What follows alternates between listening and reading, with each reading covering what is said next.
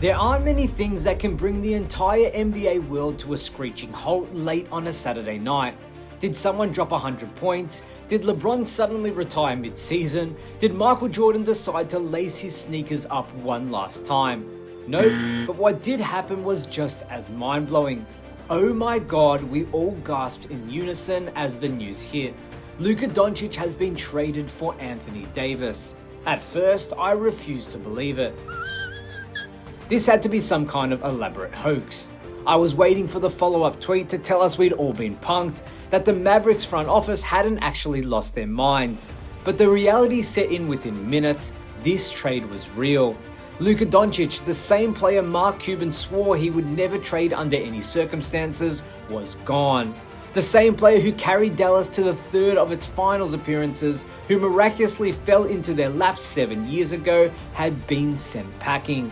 And when you break down the details of the trade, how it happened, why it happened, and what it means, this might just be the most shocking deal in NBA history.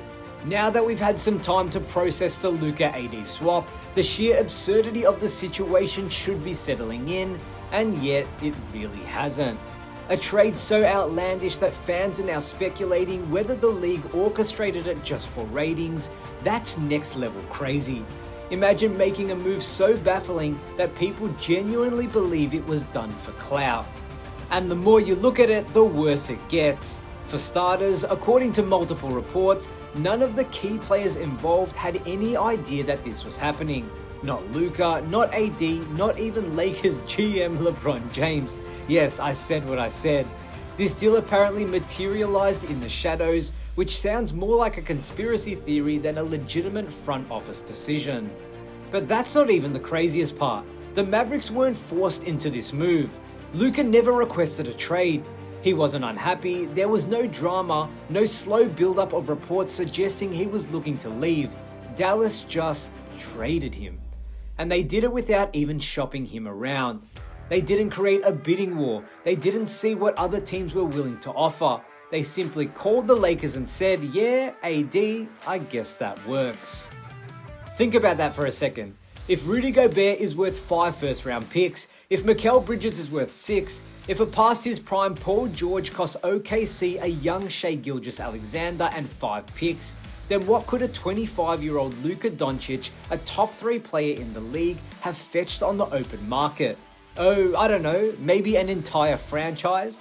The players, the coaching staff, the arena, and maybe even a few season ticket holders. Instead, Dallas settled for a 31-year-old Anthony Davis and a handshake. And the timing, well, that's even more baffling. The Mavericks were just in the finals last season. Teams have lost stars in free agency after deep playoff runs. We've seen disgruntled superstars force their way out despite team success. But we have never seen a franchise voluntarily give up a generational talent in his prime right after nearly winning a championship. It's not just a bad trade, it's an unprecedented one. Because here's the thing, you do not trade Luka Doncic, period. If you were to rank players based on trade value, Luka would be in the top 3. The only 2 guys definitively ahead of him, Victor Wembanyama and Nikola Jokic. And guess what? Neither of them are getting traded. So what on earth possessed Dallas to do this? According to reports, the Mavericks had 2 major concerns about Luka's future with the team. Number 1, his upcoming Supermax contract, $345 million over 5 years. Number 2, his conditioning and long-term health. Wait, so they traded the best player of his generation, the guy who just dragged them onto the NBA Finals with one leg, because he put on a few pounds? This is the same league where Zion Williamson has spent 6 seasons in and out of rehab, and the Pelicans still refuse to give up on him. Joel Embiid's entire career has been a medical gamble, and the Sixers still hold on to him for dear life. But Luka Doncic has some conditioning issues, and suddenly, Dallas is ready to pack his bags. The logic just really doesn't exist. And the contract concern, let's be real. If you're not willing to pay Luka Doncic max money, then who exactly are you saving it for? The Mavericks claim this was a win-now move. But if trading away a 25-year-old generational talent for an aging Anthony Davis is your idea of winning now, then we have very different definitions of success. On the flip side, this trade changes everything for Los Angeles. For the first time in his entire career, from high school to the NBA, LeBron James is no longer the best player on his own team. That's a monumental shift.